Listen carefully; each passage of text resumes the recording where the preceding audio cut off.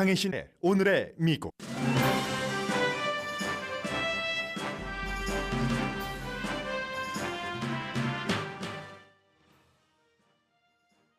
트럼프 행정부가 전 세계 미국 대사관에 유학생 지원자의 소셜미디어 활동을 모니터하라고 지시하고 예정된 스케줄을 제외한 새로운 유학생 인터뷰는 즉시 중단하라고 명령했습니다.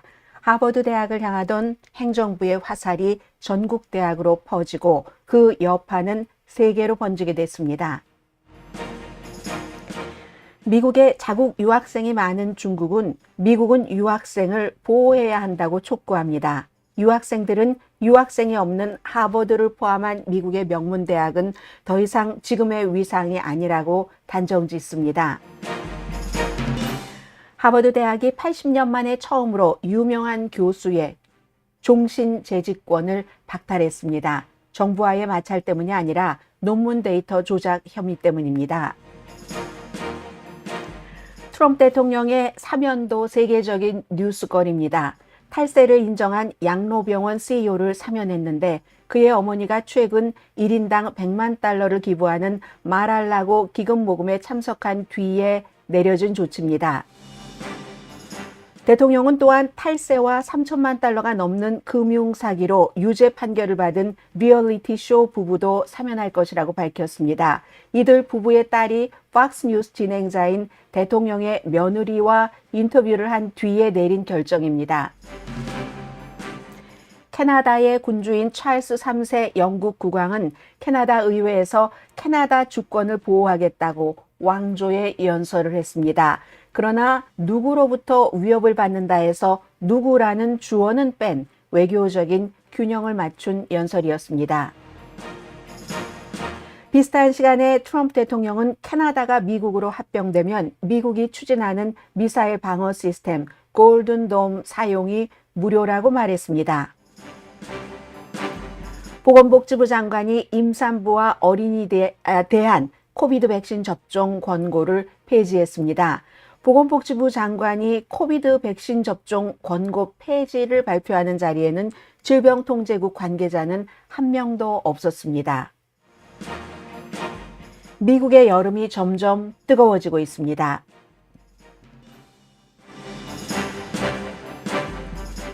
여러분 안녕하십니까? 오늘의 미국 강혜신입니다. 미국에서 일어나는 어떤 때는 작은 변화, 어떤 때는 큰 변화가 이제 세계에 전부 영향을 미칩니다. 관세에서 시작해서 이제는 유학생인데 유학생 비자를 심사하고 관리하는 곳이 바로 세계 각 지역에 있는 미국 대사관과 영사관입니다. 미국 대사관과 영사관에 유학생들 그 비자 심리를 일단은 중단을 해라 하고 지시를 했습니다. 그런데 이 내용은요, 조금 인터레스팅한 게 먼저 정부에서 외국인에 관한 모든 것, 비자, 이 문제 물론 국토안보부도 연관이 되지만 제일 중요하게는 외무부 비자 관리, 국무부 아니겠어요? 마르코 루비오 국무장관이 먼저 발표를 한 게 아니라 미국의 정치 매체 폴리티코가 제일 처음 보도를 했습니다. 그 뒤에 영국의 뭐 가디언 이런 데서 계속 이제 확인 그런 그 취재를 했고요. 각 나라에도 다 이게 영향을 미치는 거죠. 기본적으로는 첫 번째가 이겁니다. 미국으로 유학을 오려고 하는 학생들의 소셜 미디어를 다 모니터를 해라. 전부 모니터를 해서 미국 정부가 원하지 않은 그 같은 글을 썼다던가 댓글을 썼으면 미국에 와서 공부를 할 수 있는 유학 비자를 내주지 않겠다는 겁니다. 그래서 그 같은 일을 하기 위한 사전 작업으로 계속 현재 일을 하면서 하면 안 되잖아요. 일단은 인터뷰 스케줄이 잡힌 유학생 비자 신청자를 제외하고 새로운 신청은 받지 말아라 하는 명령입니다. 그러자 이제 예약된 경우에는 그대로 진행이 된다 할지라도 전부 너무 어수선하고 예약된 사람들도 또 어수선할 수도 있겠고요. 마르코 루비오 국무장관도 추가 지침이 나올 때까지는 그냥 이게 우리가 말할 수 있는 전부다라고 얘기했습니다. 그럼 심사가 어떤 기준이 될지 정확하게 조목조목 무엇인지 이런 것들도 명시되지 않았다고 하고요. 그런데 사실은 이게 3월 달에 가디언이 3월 달은 아니에요. 보도를 하기를 3월부터 이미 그 행정부에서 뭐 여러분들 다 알고 계시는 것 아니에요? 소셜미디어 같은 것들 심사를 강화한 것. 그리고 주로 이제 친팔레스타인 시위에 동조하는, 이게 미국 내에 있는 유학생뿐만이 아니라 미국으로 지금 오려고 하는 유학 신청자들에게도 그런 것을 다 뭐 심사를 하겠다는 얘기죠.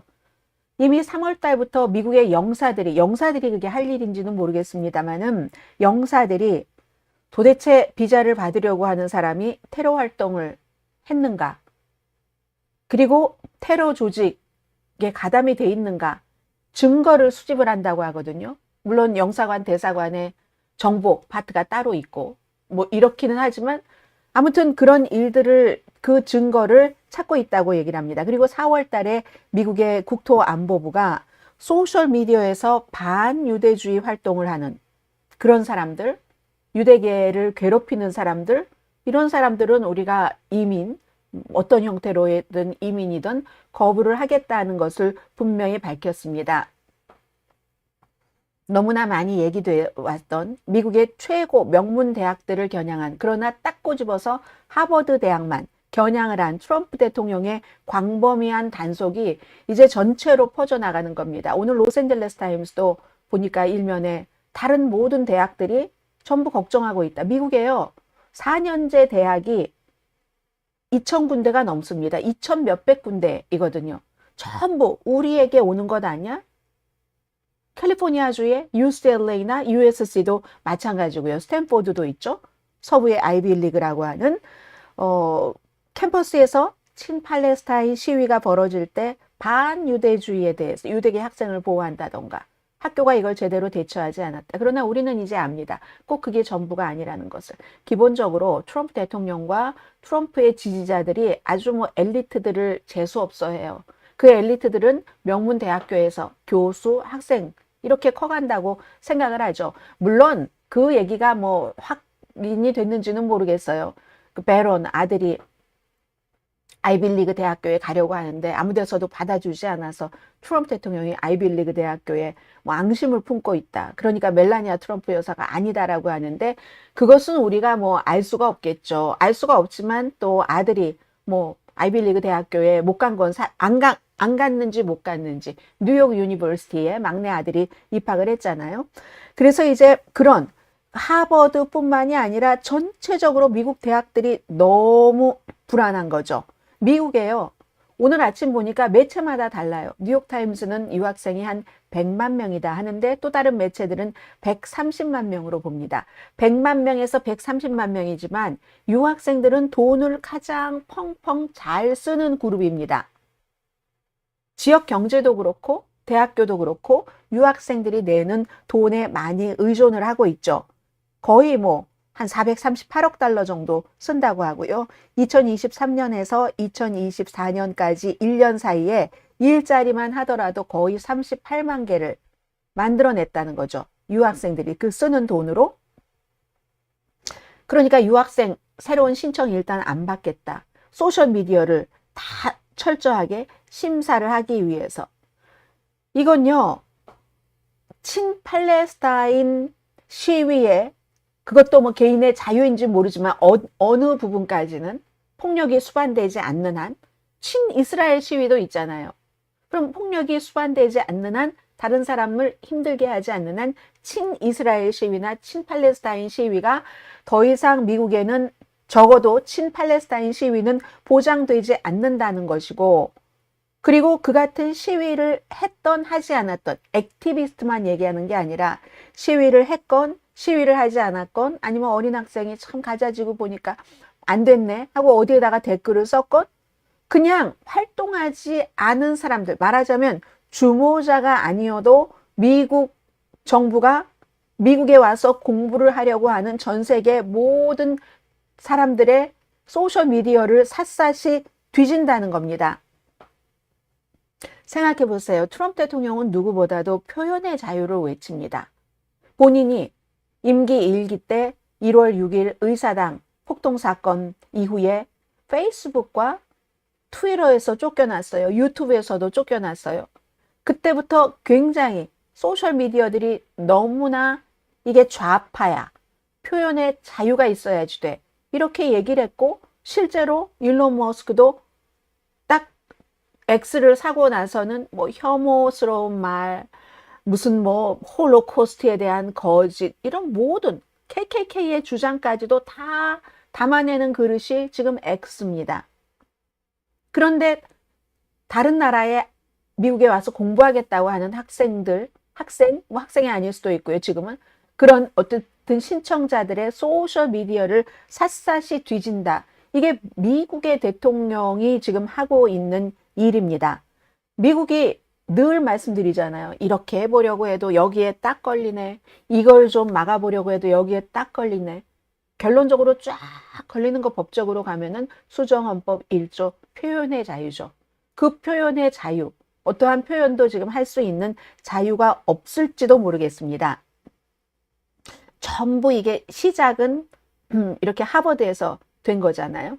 트럼프 대통령의 전체적으로 이제 다 했는데, 미국에서 물론 고등교육에서 학생들에게 무엇을 가르쳐야지 되는가, 거기에 대한 논쟁은 있어 왔죠. 논쟁은 있어 왔고, 기본적으로는 뭐 학교에서 결정을 하지만 학교도 여론을 의식하고, 뭐 어떤 때는 뭐 정부와 돈 관계도 있고 하니까 어느 정도 의식을 해왔죠.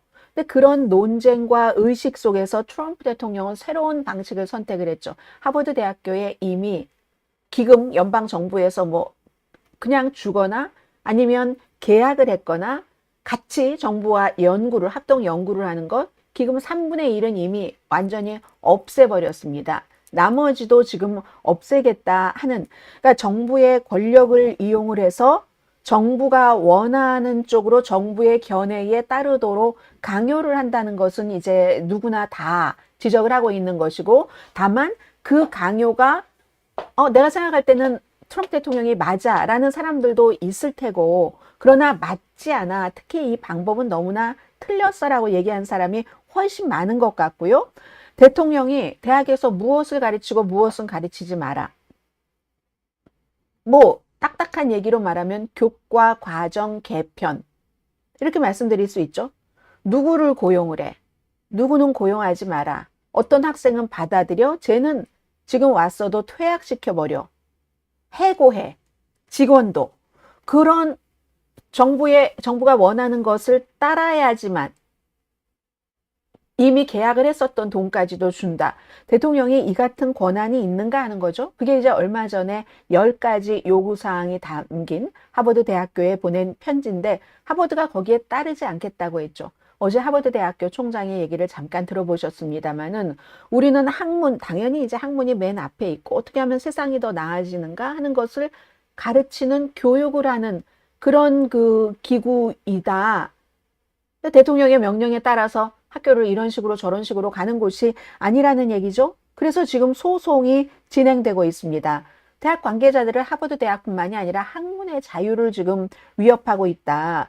그 대학교에서는 특히 신학문이라는 게 있죠. 트렌드라는 게 있죠. 그리고 사람들이 인류가 이렇게 진화하면서 나오는 새로운 것들까지도 다 받아들여야지 되는 곳이 이제 그 학문의 전당이라고 할 수 있는 거죠. 지금 하버드 대학교는요, 국립보건원에서만 500건의 보조금이 동결됐답니다. 그럼 이 500건의 보조금에는 크고 작은 것들이 엄청 많이 있겠죠. 국립보건원이니까 아무래도 의료 연구와 관련된 것들이 많을 테고요. 또 의대 졸업생들이 팔레스타인을 지지하는 버튼을 달았다. 그리고 팔레스타인의 그 스카프 있죠? 그걸 착용했다 해서 보건복지부가 지금 하버드 대학교 조사하고 있습니다. 하버드 로스쿨 학생이 운영하는 그 로 리뷰, 그리고 또 교수 채용에 대해서도 소수인종을 우대했는가? 이것도 검토를 하고 있습니다. 유색인종, 여성, 무슨 뭐 성에 관해서 남자도 아니고 여자도 아니고 뭐 그 여러 가지 있잖아요. LGBTQ. 이런 사람들을 고용을 하고 이런 학생들을 받아들이고 하는 것이 백인 교수를 줄인다. 지금 트럼프 행정부에서 하버드 대학교에서 대해서 불만하고 지적한 점들입니다. 그래서 대통령이요, 이런 얘기도 했대요. 아예 하버드에게 돈을 한 푼도 안 주면, 얘기 한 거 맞겠죠? 지금 그 길로 가고 있으니까. 한 푼도 안 주면은 어떻겠어? 라고 주변 사람들이랑 의논을 했다고 하거든요. 이미 3분의 1은 취소가 됐는데 26억 달러도 넘어요. 지금 하버드에 대해서 그렇게 한다는 게. 그랬더니 교육부를 없애야지 된다고 하는 린다 맥마흔 교육부 장관은 나머지 예산 전액을 취소하는 것 고려 중이다 하는 발표를 했습니다. 그리고는 이것은 국세청에서 어떻게 할지 모르겠어요. 하버드가 그 학교이기 때문에 세금 감면이 있는데 거기에 대해서 국세청이 세금 감면을 하겠다 하고 조사를 할지, 세금 감면을 한다 하는 것도 국세청 맘대로 하는 건 아니겠죠. 당연히 거기에 또 어떠한 조건이 있어야지 되는데, 대통령이 꿇어라 하면 꿇고 대통령이 기어라 하면은 기는 정도가 아니라 엎어져서 기어가는 것까지 하는 그 같은 지금 이 시스템에서는 어떻게 될지 알 수가 없습니다. 국세청의 고위 간부 몇 사람은 트럼프 대통령이 하려고 하는 것들에 반대해서 스스로 옷을 벗었잖아요. 아니면 해고되고, 어차피 마찬가지예요. 해고되느냐, 스스로 옷을 벗느냐. 국세청이라는 곳이 특히 비밀이 너무 중요한데 사람들의 가장 중요한 재산과 연관이 돼 있어서 그걸 남들에게 공개하지 않겠다 하고 그 자리에서 총책임자로 일을 했는데 갑자기 그걸 다 공개하라고 하고 하니까 약속을 어기는 일. 국세청 사람들이 해고되거나 사임하거나 둘 중에 하나를 선택할 수밖에 없었는데 그 뒤에는 어떤 사람들로 채워졌습니까? 물론 아직도 굉장히 많은 사람들은 대통령의 명령이 아니라 본인이 공무원으로서 선서했을 때 그 선서에 따르려고 하겠지만 그건 알 수가 없잖아요. 사람들이 다 그렇게 강철같이 강한 것은 아니니까 국세청이 하버드에 대해서 어떤 조치를 취할지는 지금 알 수 없습니다. 그리고 하버드가 정부를 상대로 소송을 제기했고요. 정부가 만약에 법원에서 이기면은 그러면 대통령이 대학교에 이 교수를 채용하면 되고 이건 안 되고 저 학생 되고 안 되고 이건 가르치고 노예제는 가르치지 말고 소수인종들은 없애고 백인 우대를 하고 이렇게 대통령이 얘기를 해도 전부 그 대통령의 지시에 다 따라야지 되는 거죠. 이게 한 600억 달러에 이르는 연구비를 지렛대 삼아서 지금 정부 지침을 따르도록 법원 결정의 여부에 따라서 그렇게 될 수도 있는 거죠. 그렇기 때문에 법원이 중요하다는 거고, 그리고 요 며칠은 계속 이제 유학생과 연관된 거니까 한 학생이 하는 얘기를 들어보시겠습니다. 지금 똑같은 얘기예요. 그냥 학생의 입으로 듣는다 그것뿐입니다. 너무 혼란스럽다. 모든 것들이 이 앞이 안 보이고 있잖아요. 너무 혼란스러운데 에이, 하버드도 유학생 없으면 하버드 아니지 하는 것 사람들은 다 알고 있어요. 대학에 있는 사람들은. Just overall, there is so much uncertainty around the situation right now. Without these international students, Harvard is not Harvard anymore. This place thrives on the fact that it can bring the best and the brightest from all around the world. But if Trump follows through on this, that will not be possible anymore. 네, 더 이상 이제 가능해지지 않는 것은 트럼프 대통령이 계속 이렇게 강조를 한다면, 액센트가 있죠, 영어가. 그렇다면은 세계에서 all around the world라고 얘기를 하네요. 세계에서 정말 우수한 학생들이 많이 여기 와서 공부하고 있는데 더 이상 그럴 일은 없다는 걸 이제 학생들의 입으로, 아직까지는 미국 매체에서 너무 뉴스가 많으니까 행정부에서 이렇게 했다, 하버드 대학 측에서 이렇게 했다는 것을 많이 보도하는데, 물론 시위 정도는 보도가 됩니다. 그 주변에서 시위 정도는 보도가 되는데 아마도 굉장히 그 주변이, 대학 주변은 시끄러울 것 같아요. 한인분들 가운데서도 대학 교수분들도 많고 학생분들도 많고, 그리고 뭐 교무처, 사무처에서 일하시는 분들도 많으실 텐데 얼마나 많은 이제 그런 일들이 있을, 그 어수선함이 있을 것인가 제가 그냥 짐작만 해봅니다. 4년제 대학이 한 2,600군데 정도 된다고 하거든요. 그러면 4년제 대학이 2,600군데면 뭐 커뮤니티 칼리지 얼마나 많아요. 게다 대고 며칠 전에는 대통령이 하버드에게 줬던 한 30억 달러 정도는 직업학교에 줘버려 했으니까 그 직업학교 측에서는 나름대로 또 기대를 하고 있겠죠. 하버드에 돈이 안 가길 바라면서 같은 나라에서 같은 돈을 두고 이 사람이 웃으면 이 사람이 울고 이 사람이 울면 이 사람이 웃는 그 같은 거. 하버드 총장은 물론 정부가 그 예산 집행을 어떻게 하는지 권한이 있다는 것도 인정은 한다. 그러나 이렇게는 아니지. 그 목적의 어떤 순수성 같은 것을 보자. 이런 얘기고요. 그리고 이 뉴스는 여러분들이 아마 혼돈하실 수도 있겠다 싶어서 짧게 전해드리겠습니다. 어제 그 하버드 대학교의 한 그 종신직 교수의 종신직이 박탈당했다. 헤드라인 정도만 듣고 읽으셨다면 이거 트럼프 대통령이 원치 않는 사람이야. 그게 아닙니다. 이 케이스는요. 오랫동안 이 교수하고 하버드 대학교의 싸움이 일단 종결된 건데 80년 만에 처음으로 아주 유명한 교수의 종신 재직권 박탈했습니다. 논문 데이터 조작 혐의입니다. 미국에서 연방 대법관과 마찬가지로 종신제 너무 어렵잖아요. 그런 그 교수가 되기 한인분들도 많이 계시는데 얼마 전에는 그 캘스테이트 LA에서 로리 킴 교수가 이제 그 사임했다 하는 얘기를 들었는데 너무 힘들죠. 거기까지 가려면 교수 그 업계의 싸움도 장장 난난 장난이 아니라면서요. 그런데 이 교수는 유명한 아주 뭐 행동과학자래요. 경영대학원의 그 프란체스카 지노 교수인데 2021년도에 어느 블로그예요. 그 관련 블로그에 그 데이터 콜라다라는 블로그에 이 지노 교수가 10년 전에 공동으로 저술한 논문의 데이터에 대해서 의문을 제기하는 글이 올라왔답니다. 그래서 이제 이 논문이 철회가 됐어요.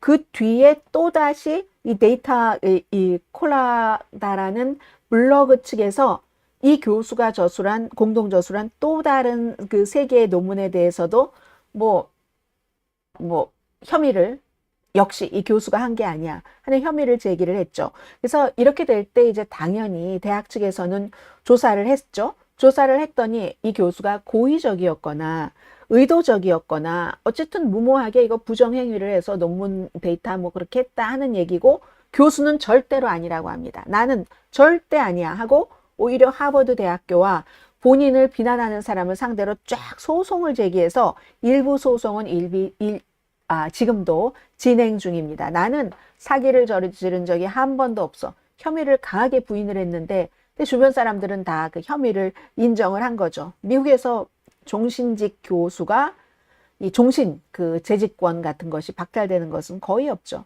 하버드 대학교 신문 보니까요. 하버드 크림슨 보니까 1940년대부터 이런 것들이 공식화됐대요. 그 공식화됐는데 그때부터 박탈된 사람이 한 사람도 없다. 그 종신제가 시작이 되고 그 종신권 그만큼 한 교수를 우리 종신 교수로 하겠어 하면은 모든 것을 보는 것 아니겠어요. 인성, 품성, 뭐 제일 앞에는 물론 학문적인 어떤 기여도라든가 그런 실력 같은 것을 보겠지만요. 그래서 혹시 오해하실까 봐 전해드렸고요.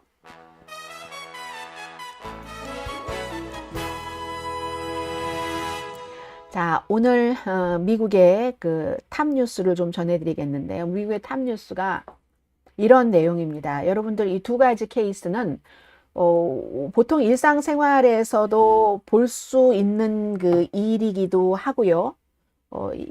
이렇게 된 것이 만약에 누군가가 대통령이 그럴 수 있어 하고 비난을 한다면 그 비난하는 사람을 비난하시겠습니까? 비난받아 마땅하다고 생각을 하시겠습니까? 오늘 뉴욕타임스 일면이에요. 요즘 뉴욕타임스 일면이 폭탄을 많이 터뜨립니다. 주말에도 뭐 백악관 출입기자가 얼마나 대통령이 지금까지 돈을 벌었는가를 어떻게 그렇게 철저히 저는 여러분들께 그렇게 다 전해드리지도 않았어요. 그렇게 했는지 오늘은 지금 2분인데 너무 작은가요? 작으면 큰 걸로 키워볼까요? 사면을 한 케이스인데 이 사면한 케이스는 다른 매체에서 많이 알려지기 전에 뉴욕타임스가 먼저 보도를 했습니다. 이 사람이요. 왜 한인분들 가운데서도 양로병원 하시는 분들 계시죠? 양로병원 하시는 분들이 아주 부자시던데요. 저도 한번 오래전에 양로병원을 하시는 분의 무슨 뭐 자선 파티다 해서 그 자선 그 이벤트를 댁에서 하셨던 것 같아요. 어마어마해서 깜짝 놀랐습니다. 뭐 원래 부자셨는지도 모르고 그분은. 근데 이 사람이 탈세를 인정을 했어요. 본인이. 그 형량 선고를 기다리던 중에 양로병원의 CEO예요. 폴 월크잭이라는 사람인데 합의를 배상금에 대해서는 440만 달러를 배상하겠다고 합의를 했고 18개월 동안 감옥에서 복역을 해야지 되는 상황입니다. 공금을 횡령을 해서 뭐 직원들의 무슨 텍스 이런 것 있잖아요. 원천 징수하고 안 내고 하는 그렇게 해서 본인은 뭐 200만 달러짜리 뭐 요트도 사고 본인이 그랬다는 것을 나중에 인정을 했어요. 그리고 나서 사면이라는 것은 본인이 신청하지 않으면 안 됩니다. 물론 트럼프 대통령은 지난번에 신청하지 않았는데도 사면한 사람들도 있지만 이 사람이 트럼프 대통령이 되고 나서 사면 신청을 했어요. 사면 신청을 할 때 그때는 뭐라고 하면서 했냐면 그 사면 신청서에다가 우리 어머니가 지금까지 트럼프 대통령과 공화당 정치인을 위해서 기금을 많이 모았고 그리고 왜 선거 때 한참 그 이슈가 됐었던 바이든 그 당시 대통령의 손녀의 일기, 그 손녀의 일기를 통해서 손녀의 아빠고 바이든의 아들인 헌터 바이든이 마약 중독자다 하는 것이 나올 수 있는 그것을 이 손녀가 이사 가면서 잠깐만 여기다가 두고 갈게요. 나중에 찾아갈게요. 짐들 하는데 그 짐이 어떻게 해서 없어져서 누구의 손에 들어갔는가? 이 사람의 어머니 손에 들어가서 이걸 가지고 공화당이 아주 유리하게 쓸 수 있어 하고 뭐 트럼프의 아들들도 만나고 했었다는 거잖아요. 그런 것들 우리가 얼마나 노력을 했는가. 트럼프 대통령을 위해서 했는데도 사면되지 않았습니다. 사면되지 않았고요. 그리고 나서 지난달에 1인당 100만 달러를 내야지 되는 기금 만찬에 지금은 뭐 70세이신데 이분 2018년도에 찍은 사진이래요. 어머니예요. 어머니가 갔습니다. 100만 달러니까 말하려고 해서 직접 트럼프 대통령을 만날 수 있다는 약속을 받고 100만 달러를 내고 갔고 3주일이 채 되지 않아서 이 아들 CEO는 사면이 된 겁니다. 이거요. 복역 시작하기 12일 전이에요. 12일 전에 감옥에 가지 않는 거죠. 당시 판사는 뭐라고 얘기를 했냐면 판결할 때 부자가 감옥행에서 벗어날 카드는 없다. 이렇게 판결을 내렸는데 부자가 감옥행에서 벗어날 수 있는 카드를 트럼프 대통령이 쥐어줬네요. 대통령은요. 이것은 이 사람 한 사람이 사면됐다 안 됐다를 넘어서 이제 지금 트럼프 대통령의 행보를 우리가 볼 수 있는 거죠. 본인을 위해서 일을 해준 사람에게는 충분히 상을 주고 본인에 대해서 지적을 하거나 불편함을 준다던가 하는 사람에게는 벌을 준다는 것을 지금 다시 한번 보여주는 최근의 사례일 뿐입니다. 이 사람은 55세예요. 대학교 중퇴하고 나서 어머니가 먼저 양로병원을 운영을 하셨다고 하던데요. 그러다가 이제 최고 경영자가 됐는데 자신의 양로병원에서 일하는 뭐 간호사, 의사, 다른 사람들 봉급에서 1,000만 달러 이상을 원천 징수를 하고 그리고 본인이 막 온갖 뭐 브랜드네임 있는 뭣도 사고 요트까지 사고 했었다는 거죠. 2023년도에 13건의 이제 탈세 혐의로 기소가 돼서 본인이 유죄를 인정을 하고 2024년도에 이렇게 배상금은 440만 달러 할게 뭐 이렇게 합의를 한 거거든요. 근데 이제 이런 사람들도 사면될 수가 있는 거죠. 이 사면이 오늘 뉴욕타임스의 탑뉴스였습니다. 그런가 하면은 이제 또 다른 사면 케이스도 있어요. 부부예요, 이 사람들은. 부부인데 역시 탈세를 했습니다. 그리고 금융 사기도 3천만 달러 넘게 했거든요. 유명한 뭐 리얼리티 쇼에 뭐 스타 부부, 여기에 스타자를 붙여줘야지 되는지 모르겠어요.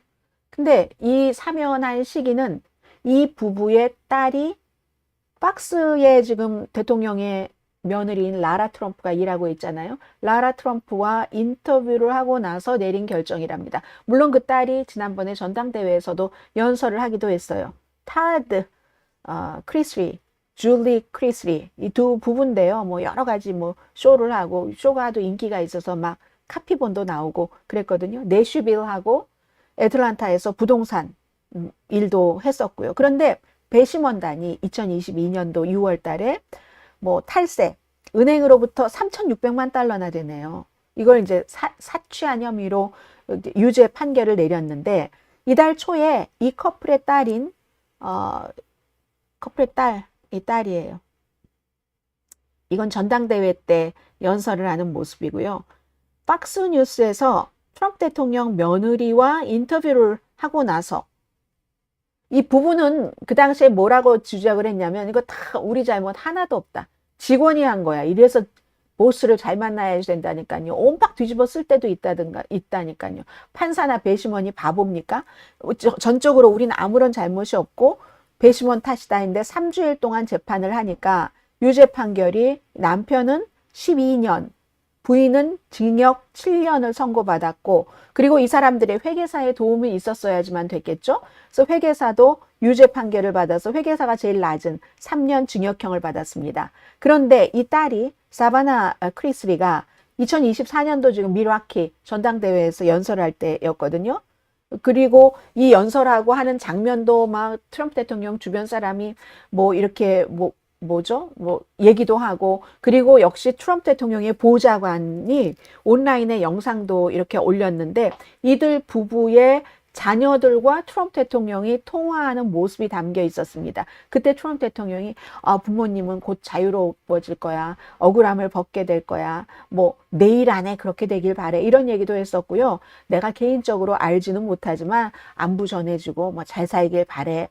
뭐 이렇게 얘기를 했는데 아무튼 이 부부가 처음에 기소됐을 때가 2019년이거든요. 3년 뒤에는 사기, 탈세, 뭐 사법방해 혐의로 3주일 동안 재판을 받았는데 이것도 일반 사람들도 할 수도 있는 사기예요. 근데 규모가 3,600만 달러 이 정도로 크진 않겠죠. 어떤 식으로 은행에 사기를 쳤냐면 그리고 세금은 안 냈고요.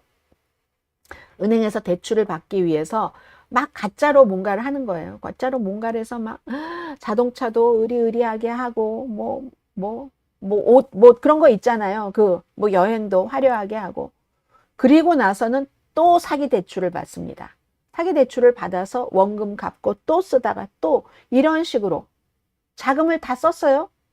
그리고 나서는 파산 신청을 했죠. 뭐 많이 듣던 얘기인 것 같긴 한데. 그리고 세금은 내지 않았습니다. 이 딸은 뭐라고 얘기하냐면, 제가 여태까지 딸 얼굴을 놓고 했네요. 이 딸은 뭐라고 얘기를 했냐면요. 팟캐스터예요. SNS에 뭐 영향력 있는 인물이죠. 리얼리티 쇼에 출연 잘하고 트럼프를 지지하는 활동을 해왔습니다. 공화당 전당대회 때 연설할 때 뭐라고 얘기하냐면, 부모가 민주당 검사들에 의해서 잡혀서 조사를 받고 민주당 판사에 의해서 이렇게 유죄 판결을 받은 거다. 너무 억울하다. 그 당시에 분명히 그런 민주당 검사였고 민주당 판사였던 게 맞으리라고 생각은 합니다. 그러면 3,600만 달러나 은행에서 이렇게 저렇게 거짓말 해서 뭐 내 융자 받을 땐 자산이 이만큼이다 하고 뭐 이렇게 해서 받지 않았겠어요? 누구처럼? 그렇게 해서 근데 민주당에 의해서 우리 부모님이 완전히 이거는 뭐 학대당한 거야. 이런 그 주장을 했죠. 미국에는 이중적인 법적인 체제가 존재한다라고 얘기를 하고 5월 18일에 라라 트럼프 대통령 며느리와 같이 박스 프로그램 여기에 나와서 우리 부모가 신념 때문에 기소됐다. 공화당 트럼프를 지지하는 신념 때문에 기소됐는데 그 케이스가 트럼프 대통령 자신과 너무나 비슷하다. 트럼프 대통령도 하늘으로 한 점 부끄러움이 없는데 그런 것 때문에 그렇게 박해를 받았고 우리 부모도 똑같다. 이런 얘기를 했습니다. 이런 사람들이 계속 얘기하는 건 우리가 억울하다. 악덕 판사, 악덕 검사가 그렇게 했어 하는데 본인들이 저지른 범죄에 대해서 범죄를 안 저질렀을 때 그런 얘기를 할 수 있는 거잖아요. 근데 트럼프 대통령만 하더라도 무슨 뉴욕에 있는 융자 받을 때는 뉴욕에 있는 뉴욕 그 트럼프 타워를 뭐 몇 배를 늘렸다고 하죠.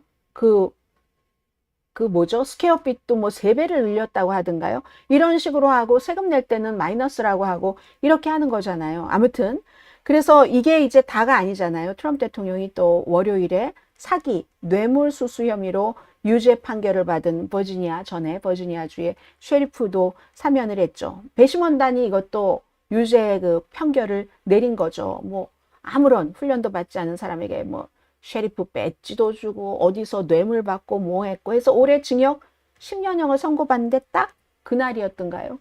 그 전날이었던가요? 그래서 감옥에 안 가게 됐죠. 그리고 오늘 이제 플로리다주에서 발행되는 팜비치 포스트를 보시겠습니다. 제가 여기까지 자세히 말씀드리지는 않을게요. 지금 이런 일들이 있다는 걸 말씀을 드리는 겁니다. Conflict of interest. 이해상충 아닌가. 그게 이렇게 올라오고 있다. 이해상충이. 왜냐하면 트럼프 대통령 소유의 부동산에 공화당 전국위원회가 뭐 67만 6,456달러를 썼다네요. 이게 지금 시작이잖아요. 된 지 얼마 안 됐는데. 그렇다 하는 지금 미국이 이런 문제이기 때문에 대통령 사면도 마찬가지예요. 대체적으로 뭐 사면 임기 이렇게 시작하고 초반부터 있지는 않죠. 더군다나 누가 보더라도 이 사면 대상자들은 좀 전에 말씀드린 세 사람만 하더라도 문제의 소지가 있네라고 생각할 수 있잖아요. 그런데 이걸 아무렇지도 않게 하는 그런 지금 대통령 아래서 우리는 살고 있습니다. 트럼프 대통령이 지금 뭐 오늘 주식시장은 이제 채권을 제외하고는 많은 부분이 예상했던 것 그런 것들을 좀 어느 정도 흡수를 한 것 같고요. 지금은 이제 백악관에서 관세에 대해서 얘기를 하고 있으니까 그 내용은 이제 잠시 뒤에 전해드리겠고요.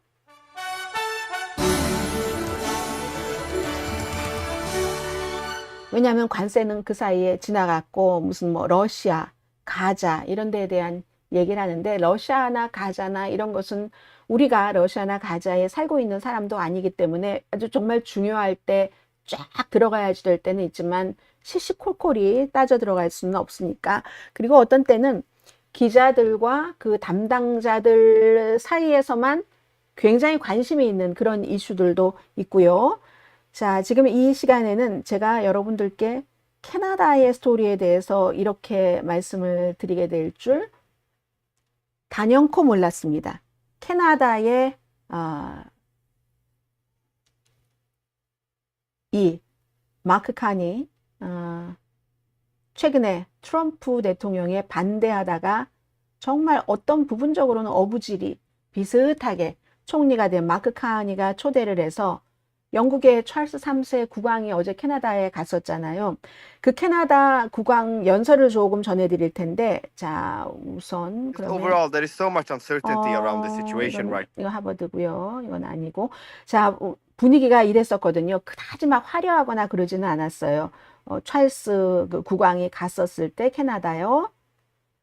오타와네요. 오타와고 뭐 그냥 군중들도 동원된 느낌은 없고 총리 부부와 국왕 부부가 예포는 터뜨렸네요. 같은 마차에 타고 가서 이렇게 그 찰스 국왕이 그냥 있는 그대로 걸어갔고 사람들도 완전히 뭐 긴장하거나 그런 그 차림은 아닌 것으로 보여줬죠. 그런데 이제 여기서 연설을 한 게 중요하죠. 찰스 국왕이 캐나다인들과 캐나다인의 주권을 우리가 보호하겠다고 국왕으로서 약속을 했습니다. 어제가 이제 왕좌의 연설이라고 해서 캐나다 의회가 개원을 할 때 항상 그 캐나다의 그 영국의 국왕이 캐나다의 군주이기 때문에 본인이 임명을 한 그 총독이 대독을 하는데 이번에는 직접 어머니가 1970년대에 했었던 이후에 처음으로 간 거잖아요. 가서 그렇게 얘기를 했어요. 뭐 잠시 들려드리죠. 뭐 찰스 국왕이 주권을 보호하겠다는 약속을 이렇게 했습니다. I'd like to acknowledge that we are gathered on the unceded territory of the Algonquin and Anishinaabe 자, people. 이런 약속을 이렇게 하는 것을 While 보니까 continuing 거의가 to deepen 영어하고 my own 프렌치하고 understanding, 같이 했는데 그 프렌치는 it is 조금 my great hope that in each 뺐고요. of your communities 캐나다와 강인하고 어떠한 그 자유로운 캐나다를 지키는데 내가 최선을 다한다. 이런 얘기를 하고도 하면서도 중간에 이제 이렇게 외교적으로 굉장히 신중함을 보였는데 캐나다 총리 무슨 뭐 미국의 대통령 이렇게까지는 얘기를 했지만 트럼프 대통령이라고 얘기를 하진 않고 주권을 누가 위협하기 때문에 이렇게 여기에 그 군주인 내가 이 캐나다를 지키겠다고 했는가 그런 얘기도 하지 않았어요.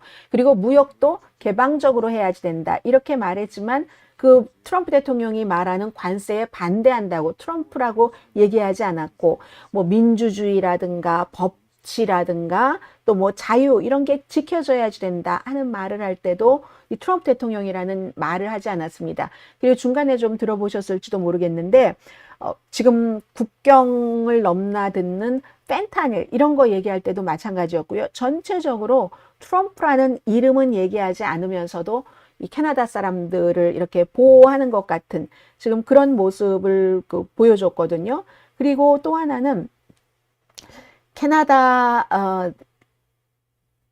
바깥에 있는 사람들도 그렇고 그 의회 안에서도 그랬고 그 예전과는 달리 영국의 왕인데도 굉장히 아주 그냥 무슨 구세주 만난 것처럼 우리가 불과 오랜 기간은 아니었지만 트럼프 대통령이 취임하고 나서 캐나다가 뭐 51번째 주가 돼야지 된다. 관세는 또 이렇다 저렇다 하는 것 때문에 너무 힘들었는데 국왕이 딱 와서 내가 보호를 해줄게. 이렇게 얘기하니까 굉장히 이제 그 국왕도 나중에 좀 약간 그런 감정의 움직임 같은 거 있었던 것 같고 그리고 캐나다 국민들도 마찬가지고요. 뭐 여러 가지를 지금 보여줘서 국왕도 만족했고 왜냐하면 본인을 영국 왕을 캐나다 사람이 이렇게 환영할 수가 하고 역시 그 국민들도 만족스러워해졌고 제가 보기엔 굉장히 간소했었던 것 같고요. 우리가 막 영국 의회 열고 할 때 보면은 대단하잖아요. 근데 이거 왕관도 없었죠. 예복도 입지 않았죠. 오히려 그렇게 해야지. 아니면 캐나다 사람들이 거부감 느끼지 않겠어요?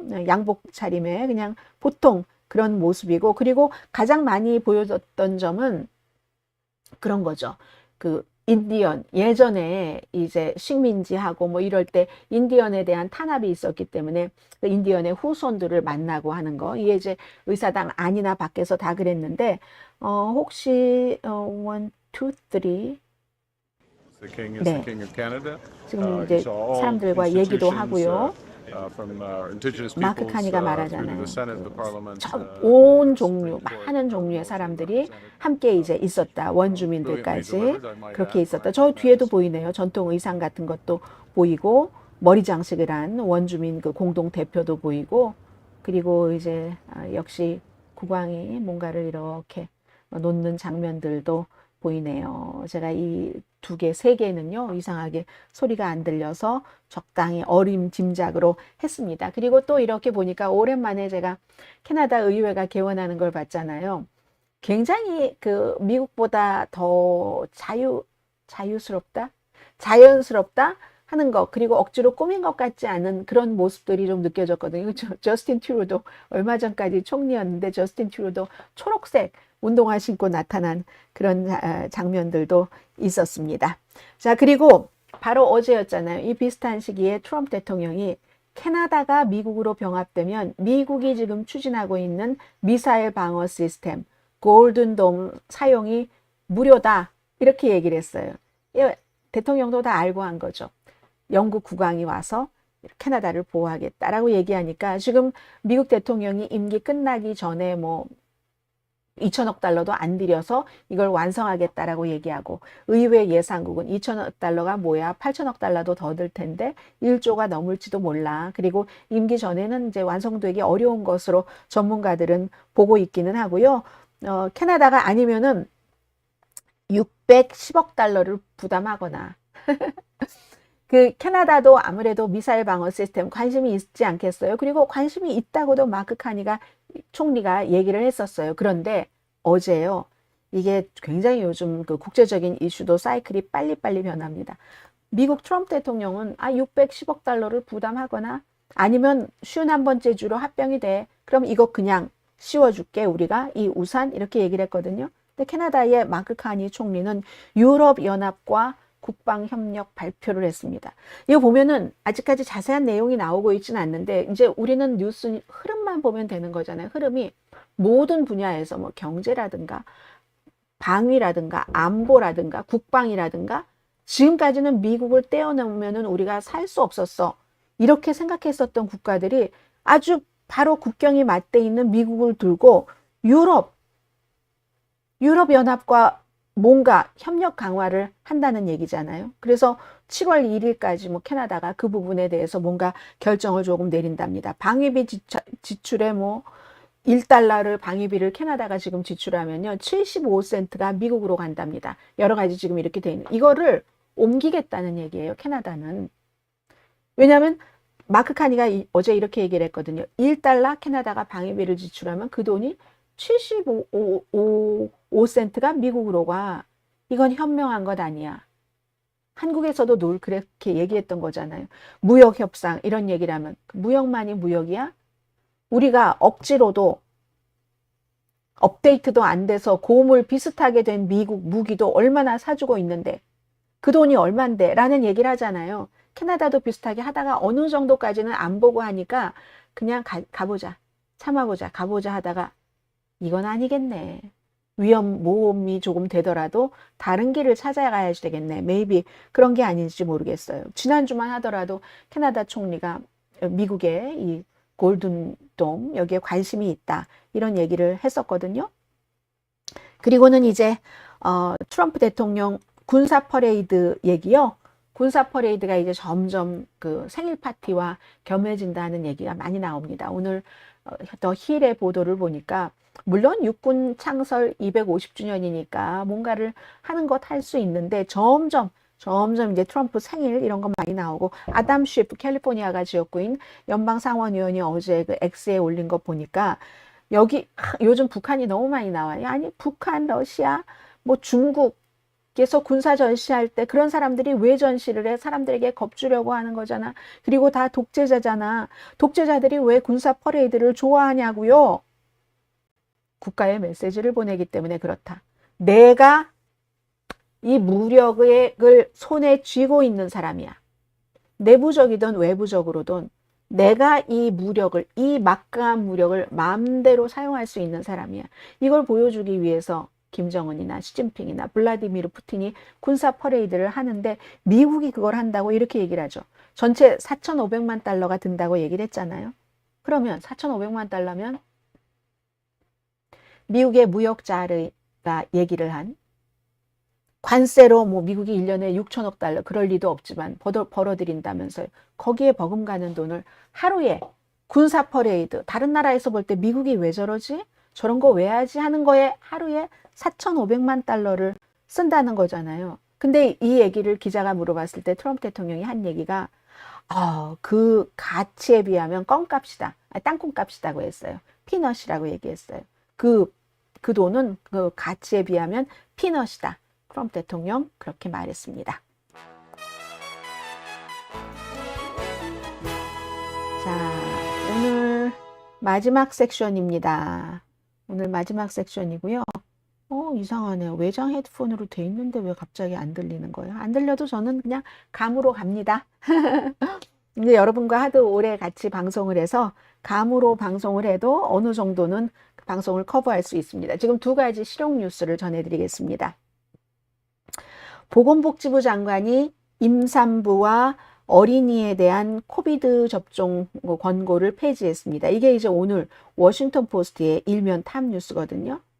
그러면 우리가 이제 코비드 많이 겪었기 때문에 뭐 여러 가지를 기본적인 것은 다 알 수 있고 중요한 것은 보건복지부 장관이 어린이와 임산부에 대해서 코비드 백신을 의무하라는 권고를 폐지한다. 이건 무료로 백신 접종 받을 수 없다는 뜻입니다.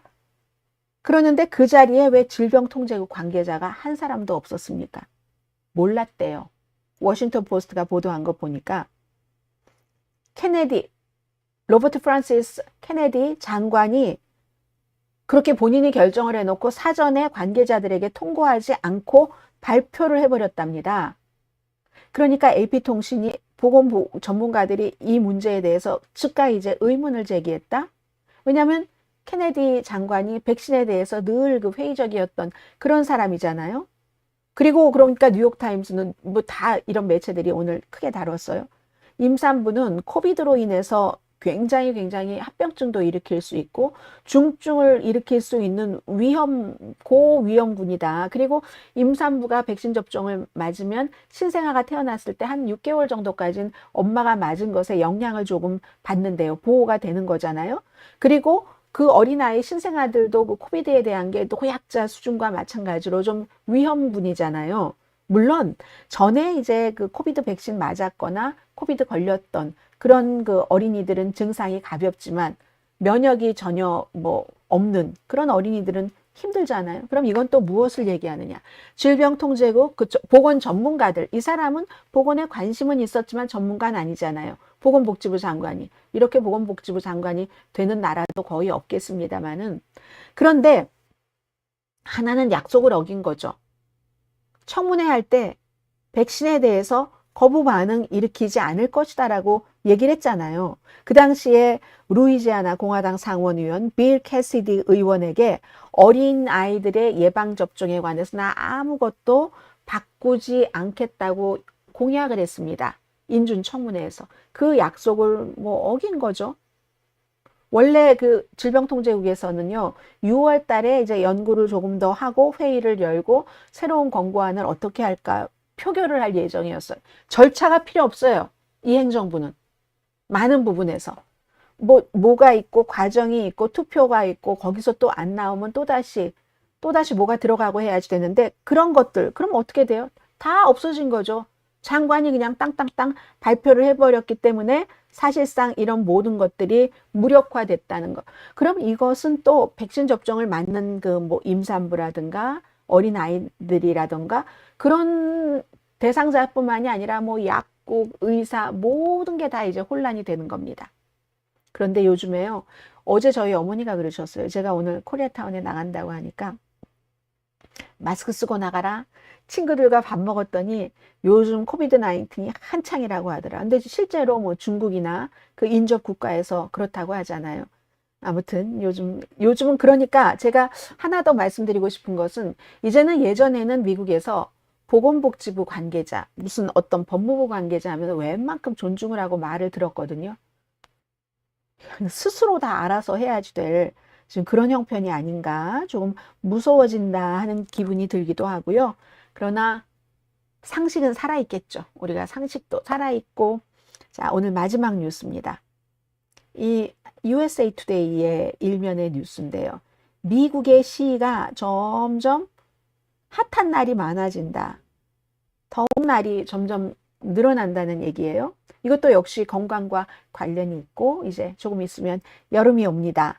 여러 가지 분석에 따르면 여름 기온이 점점 상승하고 있는데 여러 가지 분석을 하는 그런 기구들도 지금 많이 줄이고 있어요. 트럼프 행정부에서. 근데 이제 여름 하면은 코비드 19으로 취약한 뭐 어린이라든가 나이 드신 분이라든가 임산부라든가 그런 그룹이 날씨 때문에 역시 직접적으로 좀 어려움을 겪는 그런 때이잖아요. 이게 건강과도 연관이 되고 그래서 1970년부터 2024년까지 분석을 해봤더니 미국의 242개 도시 가운데서 97%가 여름 기온이 점점 상승한답니다. 평균 2.6도, 화씨로죠. 기후 연구를 하는 클라이밋 센트럴의 보고서입니다. 그리고 또 미국 해양대기청도 있고 하잖아요. 여름은 보통 미국에서는 6월달, 여름이네요 진짜 내일 모레가. 6월부터 8월까지로 정의를 합니다. 미국에서의 여름은. 그런데 그럼 이 여름에 최근에 기온이 가장 많이 오른 도시 넘버원은 제일 나중에 말씀드릴게요. 3부터 말씀드리죠. 1970년부터 2020년 사이에 텍사스, 엘파소. 주택 싸다고 해서 갔더니 더워서 인간이 살 곳이 아니야. 비싸도 캘리포니아주에 살아야 돼. 그래서 그 70년에서 2024년까지 화씨로 6.2도가 올랐답니다. 그리고 텍사스는 또 보험료 엄청 비싸잖아요. 주택보험료. 아이다호주의 보이시. 이 보이시도 사람들이 최근에 많이 들어가는 곳인데 6.3도. 그럼 제일 여름 기온이 70년대부터 2024년 사이에 많이 오른 도시는 어딜까요? 너무 뜨거워요. 저는 여기 가본 지가 너무너무 수십 년 됐는데 이미 나서 처음에 한번 딱 가보고는 그 다음엔 별로 가보고 싶은 생각이 없어서 안 가본 도시. 어딜까요? 캘리포니아주에서 아주 가깝습니다. 세계 각 나라에서 미국 각 지역에서 여기로 많이 가죠. 그리고 세금, 소득세를 물지 않는다 해서 최근에는 한인분들도 많이 가는 곳입니다. 라스베가스입니다. 라스베가스가 아니라 리노입니다. 리노가요. 리노는 1970년부터 2024년까지 11.3% 기온이 올라갔답니다. 이 242군데 도시라고 했잖아요. 그 도시의 60% 이상은 1970년에 비해서 더운 날이 최소한 2주일 더 많대요. 그럼 여름을 6월부터 8월까지로 치는데 그 사이에서 2주일이 더 덥다는 겁니다. 왜 그럴까요? 특히 도시가 많잖아요. 사람들이 많이 인구가 몰리는 곳이 많고 주차장, 건물. 이 완전히 열섬이라고 하죠. 우리가 힛 아일랜드라고 하는 그런 현상이 있기 때문에 그럼 이런 현상은 또 가난한 사람이 많이 사는 지역에서 흔합니다. 왜냐하면 이런 열돔 현상을 열섬 현상 같은 것을 없애려면 어떤 돈이 많은 도시에서 막 가로수도 심고 해서 열을 흡수한다던가 여러 가지 뭐 방법이 있지 않겠어요. 근데 그런 것을 못 하니까.